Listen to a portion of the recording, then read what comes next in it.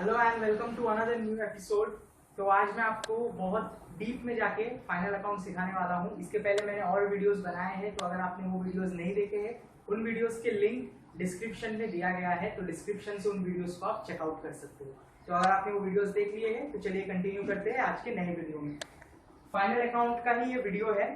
Final account को कब prepare किया जाता है और कौन से ऑर्गेनाइजेशंस प्रिपेयर करते हैं। Final account is prepared for sole proprietorship. Sole proprietorship मतलब जब कोई इंसान अकेला बिजनेस करता है, उसके साथ कोई पार्टनर नहीं होता, उसके साथ और कोई बाकी लोग नहीं होते, वो अकेला ही इन्वेस्टर होता है, उसने अकेले के दम पे बिजनेस कर रहा है। वो एक दुकान वाला हो गया या फिर एक कंपनी का ऐसा ओनर जो कंपनी खुद चलाता है, सारा पैसा उसका खुद का है, जो भी प्रॉफिट मिलता है प्रॉफिट भी वो खुद ही लेता है, अगर लॉस हुआ तो लॉस भी खुद को ही झेलना पड़ता है। तो उसको हम लोग सोल प्रोप्राइटरशिप बोलते हैं। फाइनल अकाउंट बनाया जाता है पार्टनरशिप फॉर्म के लिए। जब दो या दो से ज्यादा लोग मिलकर बिजनेस करते हैं उसको पार्टनरशिप फॉर्म बोलते हैं। किसी कंपनी के लिए बनाया जाता है जब बहुत सारे इन्वेस्टर मिलकर एक कंपनी चलाते हैं, जिसको हम जॉइंट स्टॉक कंपनी बोलते हैं, उस वक्त फाइनल अकाउंट प्रिपेयर किया। तो फाइनल अकाउंट प्रिपेयर किया जाता है 3 केस के अंदर: sole proprietorship, partnership and company. Okay, final account is prepared under 3 cases. Final account को 3 केस के अंदर प्रिपेयर किया जाता है। व्हेन ट्रांजैक्शन हैपन, जब या तो कोई चीज खरीदी जाती है या तो कोई चीज बेची जाती है, तब फाइनल अकाउंट काम आता है। When ledger balance is given, जब आपको लेजर फॉर्मेट दिया है, जिसको हम लोग अकाउंट्स के भाषा में टी फॉर्मेट बोलते हैं, जब आपको कोई चीज टी फॉर्मेट में मतलब डेबिट और क्रेडिट फॉर्मेट में दिया है, तो आप उसको लेकर फाइनल अकाउंट कर सकते हैं। Last, when trial balance is given, जब आपको ट्रायल बैलेंस दे दिया जाता है। अब नॉर्मली आपको ट्रायल बैलेंस ही दिया रहेगा, आप जितने भी सम सॉल्व करोगे 11, 10, 12 स्टैंडर्ड, आपको ट्रायल बैलेंस दिया रहेगा, डेबिट साइड क्रेडिट साइड। वहां से अकाउंट्स को उठाना है, सेरिगेट करना है। इसके पहले मैंने वीडियो बना रखा है। दो अकाउंट होता है, एक स्टेटमेंट होता है, trading account, profit and loss account, balance sheet. Trial balance से उठा के इन जगहों पर उनको फिट करना है। लास्ट में आपका बैलेंस शीट जो है वो टैली हो जाएगा, मतलब आपने अकाउंट्स बराबर किया है। तो 3 केसेस में फाइनल अकाउंट बनाया जाता है विद एडिशनल इंफॉर्मेशन। अब ट्रायल बैलेंस अकेला नहीं होता, ट्रायल बैलेंस के साथ उसके नीचे हमेशा एडिशनल इंफॉर्मेशन दिया होता है।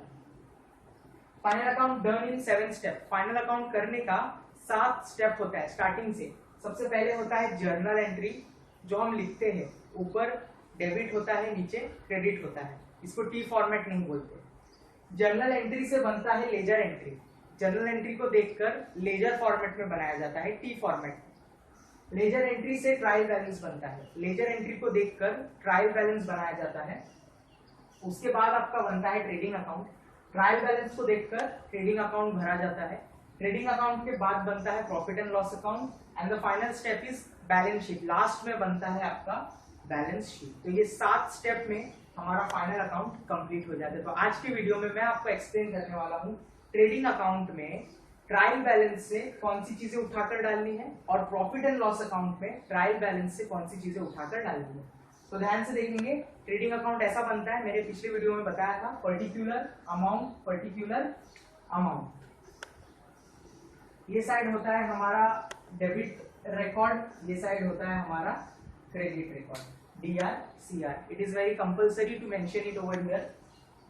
सो पर्टिकुलर डेबिट साइड में आपको ट्रायल बैलेंस से क्या क्या उठाना है, एक के बाद एक देखते हैं। 2 लिखना बहुत जरूरी है। जब भी आप यहाँ पे कोई एंट्री पास करोगे आपको 2 लिखना बहुत कंपल्सरी है। ओपनिंग स्टॉक आता है, परचेस आता है।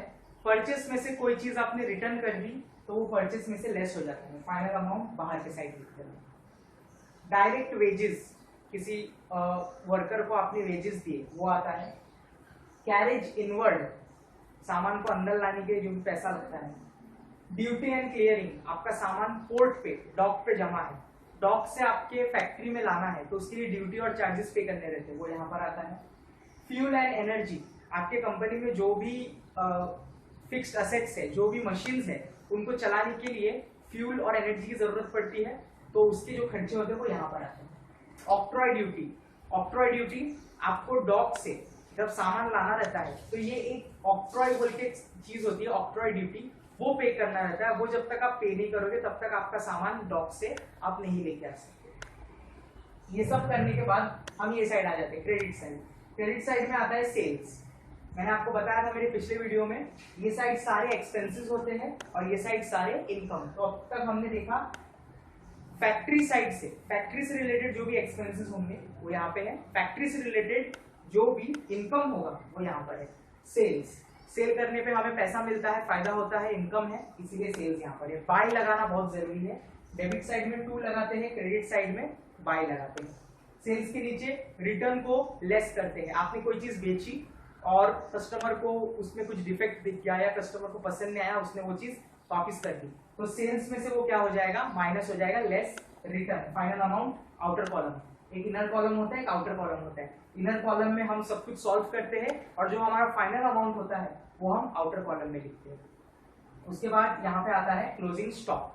जैसे यहाँ पे ओपनिंग स्टॉक है, कंपनी जब ओपन हुई थी तो कंपनी के पास कितना स्टॉक था, और अब कंपनी बंद, मतलब साल खत्म होने आया है 31 मार्च।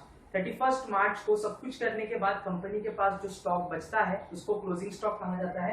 Closing stock comes in the credit side. इतना हो जाने के बाद आपको बैलेंस करना है, या तो ये साइड ज्यादा होगा या फिर ये साइड ज्यादा होगा। अगर क्रेडिट साइड ज्यादा होता है तो हम उसका बैलेंसिंग फिगर डेबिट साइड में लिखते हैं और हमें होता है profit to gross profit brought down. और अगर डेबिट साइड ज्यादा हुआ तो हम उसका बैलेंसिंग फिगर क्रेडिट साइड में लिखते हैं, और अगर क्रेडिट साइड में आया तो हम लोग बाय ग्रॉस लॉस लिखते हैं। अब यहाँ पे आने के बाद कितना आपका ट्रेडिंग अकाउंट था, ये दोनों अमाउंट आपको यहाँ पे सेम करना है। कैसे सेम करना है, ये दो बैलेंसिंग फिगर है, ग्रॉस प्रॉफिट ग्रॉस लॉस। उसके बाद इसकी जो एंट्री है वो क्रिस क्रॉस हो जाती है, कहाँ पे, प्रॉफिट एंड लॉस अकाउंट। ये प्रॉफिट एंड लॉस अकाउंट है, सेम ट्रेडिंग अकाउंट के जैसा प्रॉफिट एंड लॉस अकाउंट बनता है, पर्टिकुलर अमाउंट। ये साइड डेबिट रिकॉर्ड्स होते हैं और ये साइड क्रेडिट रिकॉर्ड्स, मतलब ये पूरा साइड डेबिट के लिए है, ये पूरा साइड क्रेडिट के लिए। अब ये भी नॉमिनल अकाउंट है, इसके लिए यहाँ पर debit side all the expenses और यहाँ पर credit side all the income. जिससे बिजनेस को फायदा होता है, इनकम होता है वो क्रेडिट साइड में, जिससे बिजनेस को लॉस होता है और खर्चे होते हैं वो डेबिट साइड में। सो एक एक करके हम देखेंगे ट्रायल बैलेंस से हमें क्या लेना है। सबसे पहली बात, जो ग्रॉस प्रॉफिट ट्रेडिंग अकाउंट के डेबिट साइड में थी वो हमें trading profit and loss account के क्रेडिट साइड में रखना है। मतलब ट्रेडिंग अकाउंट का डेबिट कहाँ पे आ जाएगा, प्रॉफिट एंड लॉस के क्रेडिट साइड में, ये वाली एंट्री यहाँ पर। और जो लॉस अगर हुआ तो लॉस कहाँ पे था, ट्रेडिंग अकाउंट के क्रेडिट साइड में, लेकिन प्रॉफिट एंड लॉस के कौन से साइड में आ जाएगा, डेबिट साइड में। इसको क्रिस क्रॉस बोलते हैं हम लोग, उल्टा एंट्री। तो क्रिस क्रॉस एंट्री के बाद क्या क्या हमें ट्रायल बैलेंस से क्या क्या उठाना है, सैलरीज ये हमें देना रहता है, खर्चा है। रेंट एंड टैक्सेस, रेंट पे करना है, टैक्स पे करना है, खर्चा है हमारे लिए। स्टेशनरी एंड प्रिंटिंग, कंपनी में स्टेशनरी की सामान की जरूरत रहती है, प्रिंटिंग का खर्चा होता है। टेलीफोन बिल ये भी पे करना है, एक्सपेंस है। जनरल एक्सपेंसेस, जो भी नॉर्मली जनरल एक्सपेंसेस में इंक्लूड होते हैं, अलग अलग एक्सपेंसेस, एक साथ हम उनको जनरल एक्सपेंसेस बोलते हैं। ट्रेड एक्सपेंसेस, ट्रेड करते वक्त जो भी खर्चे हुए ट्रेड एक्सपेंसेस में आते हैं। इंश्योरेंस प्रीमियम, जो बिजनेस के लिए खर्चा है, इंश्योरेंस का प्रीमियम पे करना रहता है कंपनी को। लॉस बाय फायर, आपके कंपनी में सामान था और वो आग लगने की वजह से लॉस हो गया, तो लॉस बाय फायर आपका एक्सपेंस है। डिस्काउंट अलाउड, आपने डिस्काउंट दिया है, कस्टमर को डिस्काउंट दिया है जिसकी वजह से आपके बिजनेस को लॉस हो रहा है। ऑफिस लाइटनिंग, आपके ऑफिस में लाइट्स है, उनका बिल पे करना है, एक्सपेंस है।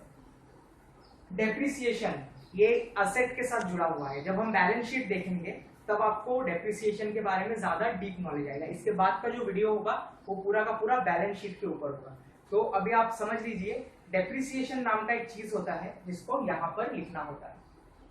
Next, bad debts return of. Bad debts क्या होता है इसके बारे में मैं अलग से वीडियो बनाऊंगा, जस्ट अभी के लिए आप समझ लो। बैड डेब्ट्स मतलब ऐसा एक खर्चा, आपने किसी को पैसा दिया था, बिजनेस ने किसी को पैसा दिया था, अब वो इंसान इस सिचुएशन में नहीं है कि वो पैसा रिटर्न देगा हमको, तब उसको बैड डेब्ट्स कहा जाता है। जब थोड़ी बहुत उम्मीद होती है कि वो पैसा देगा तो उसको डाउटफुल बैड डेब्ट्स कहा जाता है। और जब पूरा एकदम फिक्स हो जाता है कि ये आदमी अब मेरा पैसा नहीं देगा तो उसको हम बोलते हैं बैड डेब्ट्स रिटर्न ऑफ, मतलब ये बिजनेस का लॉस होगा। सेलिंग एंड डिस्ट्रीब्यूशन एक्सपेंसेस, मेरा जो भी सामान है उसको सेल करने के लिए मुझे एडवर्टाइज करना पड़ता है, एडवर्टाइजिंग एक्सपेंसेस। सामान की डिलीवरी देने के लिए घर तक जाना पड़ता है, मोटर वैन चार्जेस। तो ये जो भी सेलिंग एंड डिस्ट्रीब्यूशन एक्सपेंसेस है वो इसमें इंक्लूड होता है। फाइनेंशियल एक्सपेंसेस, जो भी फाइनेंशियल एक्सपेंसेस, आपने इनकम टैक्स पे किया, आपने इंटरेस्ट पे किया किसी को, तो वो आपके एक्सपेंसेस यहाँ पे आएंगे। उसके बाद हम आ जाते हैं क्रेडिट साइड। क्रेडिट साइड याद रखना, जितने भी इनकम होते हैं हमें और जितना भी प्रॉफिट होता है वो ये साइड आता है। तो सबसे पहले बाय अदर इनकम, अलग अलग जगहों से कंपनी को इनकम आ रहा है, कंपनी का फायदा हो रहा है, इसके लिए वो credit side. Bye rent received, आपका कोई घर है जिसके बदले आपको रेंट मिल रहा है, आपको रेंट आ रहा है, तो आपका फायदा है, इसीलिए वो यहाँ पर है। डिस्काउंट रिसीव, आपने किसी सप्लायर के पास से सामान खरीदा है, उस सप्लायर ने आपको डिस्काउंट दिया है जो आपके लिए फायदेमंद है, इसके लिए वो यहाँ पर है। कमीशन रिसीव, आपको कमीशन मिला है, that's why it's your benefit. Interest receive, किसी चीज पे आपको इंटरेस्ट मिला है। डिविडेंड रिसीव, आपने किसी दूसरी कंपनी में इन्वेस्ट किया है जिसके बदले आपको डिविडेंड मिला है। डिविडेंड क्या होता है अलग से मैं एक और वीडियो बताऊंगा, ये बहुत बड़ा कंसेप्ट है, तो बाद में किसी दिन मैं डिविडेंड पे भी एक अलग से वीडियो बनाऊंगा। जस्ट अभी आप समझ लीजिए डिविडेंड मतलब कंपनी को फायदा होता है, जब कोई कंपनी शेयर्स में इन्वेस्ट करती है तो बदले में उसे डिविडेंड मिलता है, तो ये कंपनी का एक बेनिफिट है, कंपनी का एक प्रॉफिट है, इसके लिए इसको यहाँ पे रखा है। बैड डेब्ट रिकवर्ड, अब मैंने बताया था बैड डेब्ट मतलब कंपनी का पैसा मिलने वाला है, किसी को पैसा दिया था जो कंपनी को पैसा रिटर्न देगा। रिकवर्ड मतलब उसने पैसा दे दिया तो वो कंपनी के लिए बेनिफिट है, इसलिए उसको यहाँ पर लिखा है। अब दो चीजें हैं, जैसे यहाँ पे ग्रॉस प्रॉफिट और ग्रॉस लॉस मिलता है, वैसे यहाँ पे इस अकाउंट को बैलेंस करने के लिए या तो कभी कभी क्रेडिट साइड ज्यादा होगा या फिर डेबिट साइड ज्यादा होगा।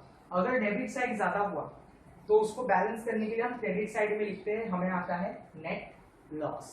और अगर क्रेडिट साइड ज्यादा हुआ तो कंपनी को प्रॉफिट हुआ है, बैलेंसिंग फिगर कहाँ आएगा, डेबिट साइड, तो डेबिट साइड हम क्या लिखते हैं, नेट प्रॉफिट।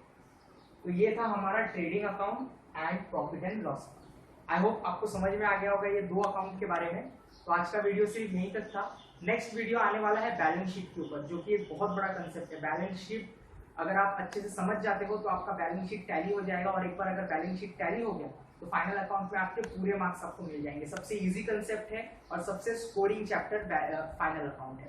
तो 11th-12th स्टैंडर्ड के लिए स्टूडेंट्स के लिए बहुत ही इंपॉर्टेंट है। तो अपने सारे फ्रेंड्स के साथ इस वीडियो को शेयर करो, चैनल को सब्सक्राइब करो, क्योंकि कॉमर्स से रिलेटेड जो भी स्टडी मटेरियल या जो भी कुछ नया कुछ आता है मैं वीडियो डालता रहता हूँ, तो आपको उसका अपडेट मिलता रहेगा। कुछ भी डाउट है तो कमेंट सेक्शन खुला है, वहाँ पे डाउट पूछ सकते हो, और वीडियो पसंद आया तो लाइक कर दो। That's it for today, will meet in next episode. Thank you.